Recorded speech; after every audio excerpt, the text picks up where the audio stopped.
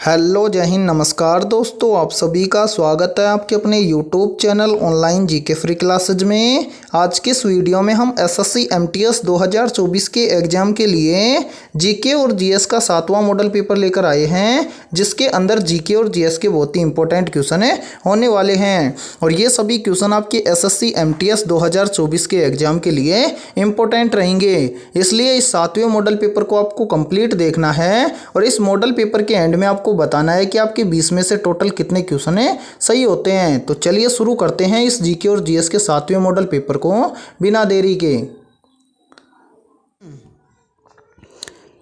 पहला प्रश्न है आप सभी के सामने, द्रोणाचार्य पुरस्कार किस वर्ष आरंभ किया गया था? मोस्ट इंपॉर्टेंट प्रश्न है ये।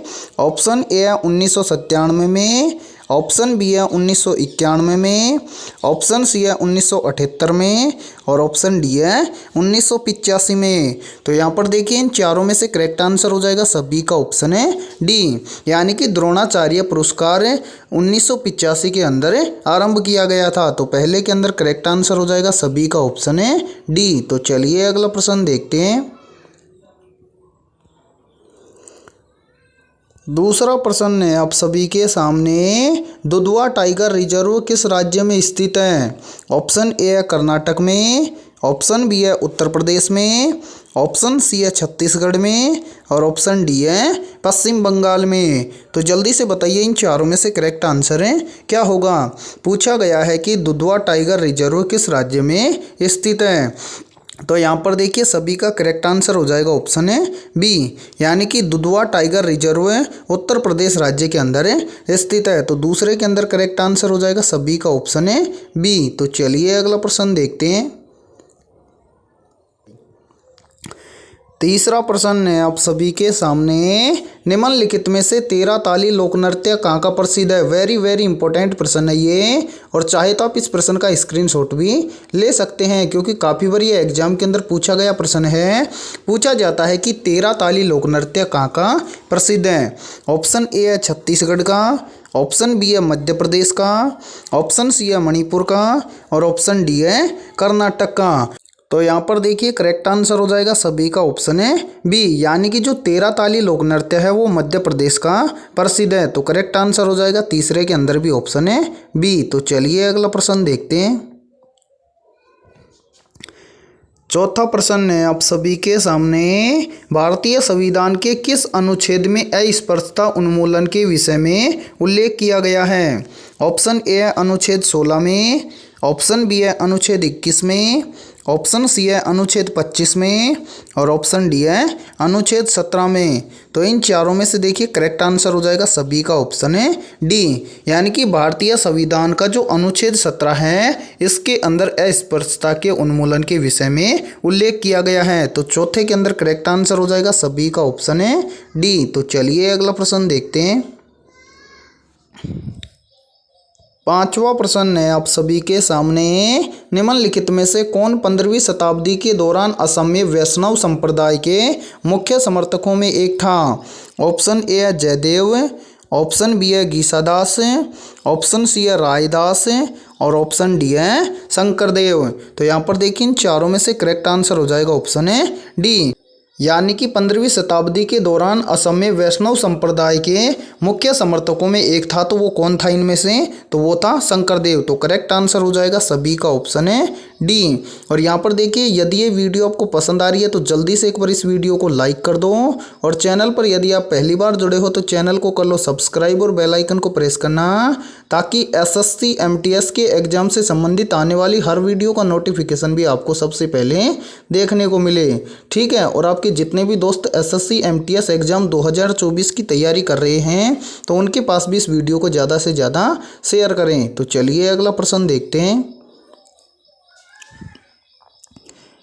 छठा प्रश्न है आप सभी के सामने, निम्नलिखित में से कौन बांसुरी वादन के लिए प्रसिद्ध है? वेरी वेरी इंपॉर्टेंट प्रश्न है ये भी, और इस प्रश्न का चाहे तो आप स्क्रीनशॉट ले लेना, क्योंकि ये प्रश्न एसएससी एमटीएस के एग्जाम में काफ़ी बार पूछा गया है। पूछा जाता है कि बांसुरी वादन के लिए निम्न में से कौन प्रसिद्ध है? ऑप्शन ए है हरिप्रसाद चौरसिया, ऑप्शन बी है जाकिर हुसैन, ऑप्शन सी है शिव कुमार शर्मा और ऑप्शन डी है रविशंकर है। तो जल्दी से बताइए इन चारों में से करेक्ट आंसर है क्या हो जाएगा।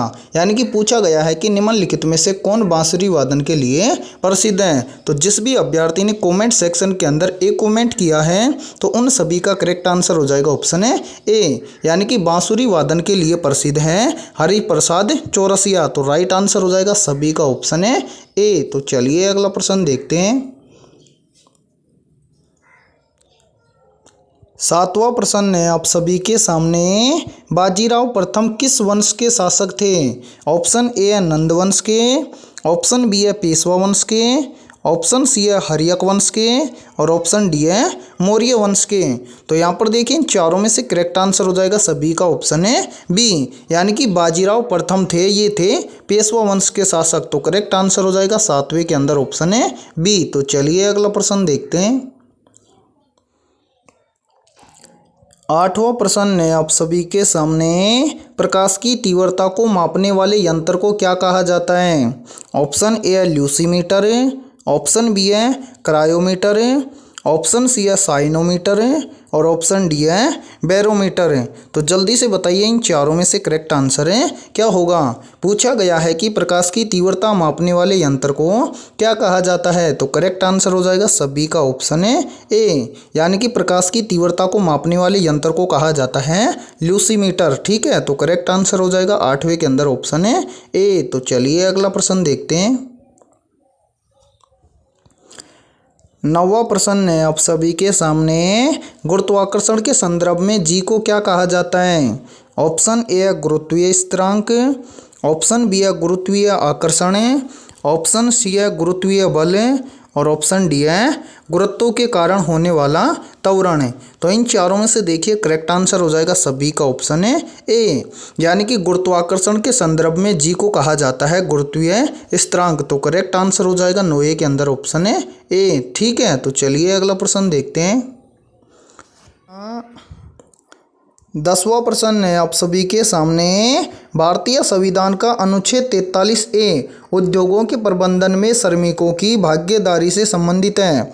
ऑप्शन ए है राज्य सरकार से, ऑप्शन बी है केंद्र सरकार से, ऑप्शन सी है राज्य नीति के निर्देशक सिद्धांतों से और ऑप्शन डी है भारतीय नागरिकों के मौलिक अधिकारों से।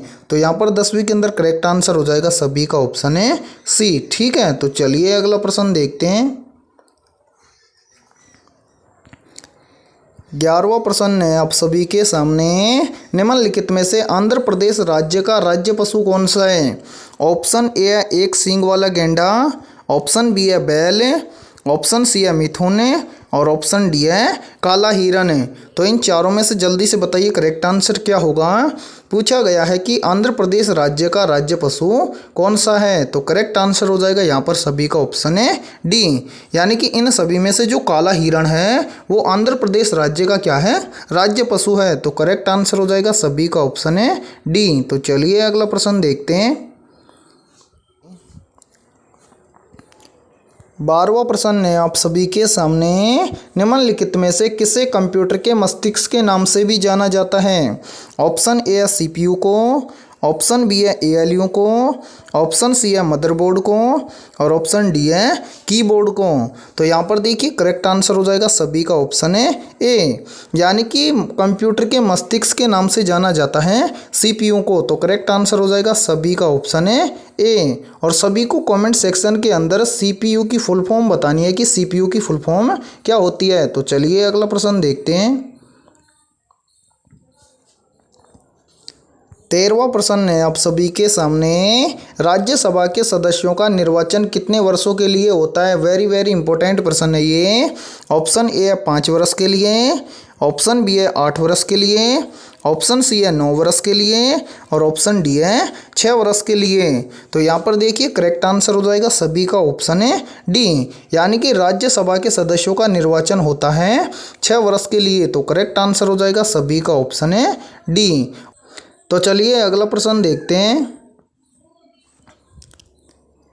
14वां प्रश्न है आप सभी के सामने, भारत का सबसे बड़ा केंद्र शासित प्रदेश कौन सा है।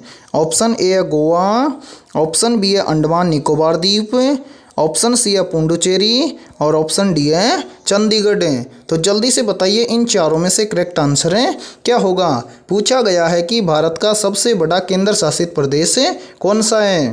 तो यहाँ पर देखिए करेक्ट आंसर हो जाएगा 14वें के अंदर ऑप्शन है बी, यानी कि भारत का सबसे बड़ा केंद्र शासित प्रदेश है अंडमान निकोबार द्वीप। तो करेक्ट आंसर हो जाएगा 14वें के अंदर ऑप्शन है डी। और इस वीडियो को आपको कंप्लीट देखना है क्योंकि इस वीडियो के अंदर जीके और जीएस के बहुत ही इंपॉर्टेंट क्वेश्चन होने वाले हैं और वो सभी क्वेश्चन आपके एसएससी एमटीएस के एग्जाम के लिए इंपॉर्टेंट रहेंगे। तो चलिए अगला प्रश्न देखते हैं।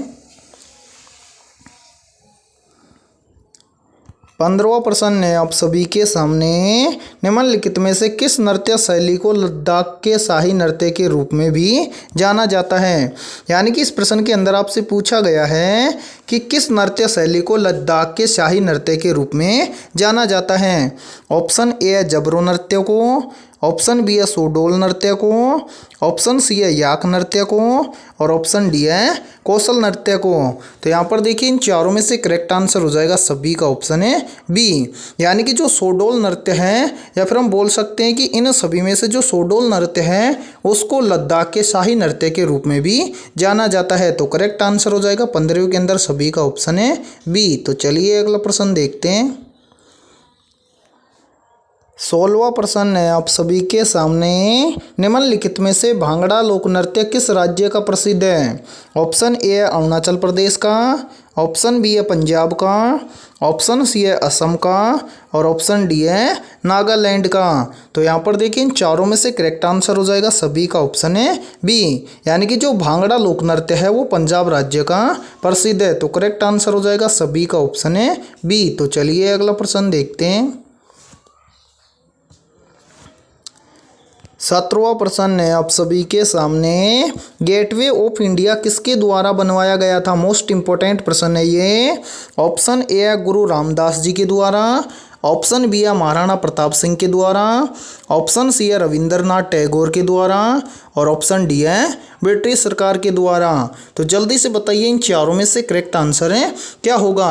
पूछा गया है कि गेटवे ऑफ इंडिया किसके द्वारा बनवाया गया था। तो यहाँ पर हो जाएगा सभी का करेक्ट आंसर ऑप्शन है डी, यानी कि गेटवे ऑफ इंडिया जो बनवाया गया था ये बनवाया गया था ब्रिटिश सरकार के द्वारा। तो करेक्ट आंसर हो जाएगा सभी का ऑप्शन है डी। तो चलिए अगला प्रश्न देखते हैं। 18वां प्रश्न है आप सभी के सामने, वनस्पतियों में प्रकाश संश्लेषण की क्रिया कहाँ होती है। ऑप्शन ए है तने में, ऑप्शन बी है पत्तियों में, ऑप्शन सी है जड़ों में और ऑप्शन डी है फूलों में। तो जल्दी से बताइए भाई करेक्ट आंसर क्या हो जाएगा। यहाँ पर 18वें के अंदर है पूछा गया है कि वनस्पतियों में प्रकाश संश्लेषण की क्रिया कहाँ होती है। तो यहाँ पर हो जाएगा सभी का करेक्ट आंसर ऑप्शन है बी, यानी कि जो वनस्पतियों में प्रकाश संश्लेषण की क्रिया होती है वो होती है पत्तियों के अंदर। तो करेक्ट आंसर हो जाएगा सभी का ऑप्शन है बी। तो चलिए अगला प्रश्न देखते हैं। 19वां प्रश्न है आप सभी के सामने, निम्नलिखित में से मानव शरीर की सबसे बड़ी ग्रंथि कौन सी है। ऑप्शन ए है अग्नाशय ग्रंथि, ऑप्शन बी है थायराइड ग्रंथि, ऑप्शन सी है बड़ी आंत और ऑप्शन डी है यकृत ग्रंथि। तो इन चारों में से क्या होगा करेक्ट आंसर, जल्दी से बताइए कमेंट सेक्शन के अंदर है। पूछा गया है कि मानव शरीर की सबसे बड़ी ग्रंथि कौन सी है। तो यहाँ पर देखिए करेक्ट आंसर हो जाएगा 19वें के अंदर सभी का ऑप्शन है डी, यानी कि मानव शरीर की सबसे बड़ी ग्रंथि होती है वो कौन सी है, यकृत ग्रंथि। तो करेक्ट आंसर हो जाएगा सभी का ऑप्शन है डी। तो चलिए अगला प्रश्न देखते हैं। 20वां प्रश्न है आप सभी के सामने, निम्नलिखित में से कौन मिट्टी में नाइट्रोजन नियतन को प्रेरित करता है। ऑप्शन ए है प्रोटोजोआ, ऑप्शन बी है बैक्टीरिया, ऑप्शन सी है कवक और ऑप्शन डी है शैवाल। तो इन चारों में से देखिए करेक्ट आंसर हो जाएगा सभी का ऑप्शन है बी, यानी कि इन सभी में से जो मिट्टी में नाइट्रोजन नियतन को प्रेरित करता है वो करता है बैक्टीरिया। तो 20वें के अंदर हो जाएगा करेक्ट आंसर ऑप्शन है बी। तो आज की इस वीडियो में इतना ही। वीडियो पसंद आई है तो जल्दी से एक बार इस वीडियो को लाइक कर दो और चैनल पर यदि आप पहली बार जुड़े हो तो चैनल को कर लो सब्सक्राइब और बेल आइकन को प्रेस करना, ताकि एसएससी एमटीएस के एग्जाम से संबंधित आने वाली हर वीडियो का नोटिफिकेशन आपको सबसे पहले देखने को मिले। और आज के इस वीडियो में हमने जीके और जीएस के 20 बहुत ही इंपॉर्टेंट क्वेश्चन करवाए हैं। तो इन 20 में से आपके कितने क्वेश्चन सही हुए हैं सभी को कमेंट सेक्शन के अंदर कमेंट करना है। तो फिर मिलते हैं ऐसे ही इंपॉर्टेंट क्वेश्चनों के साथ 6:30 बजे।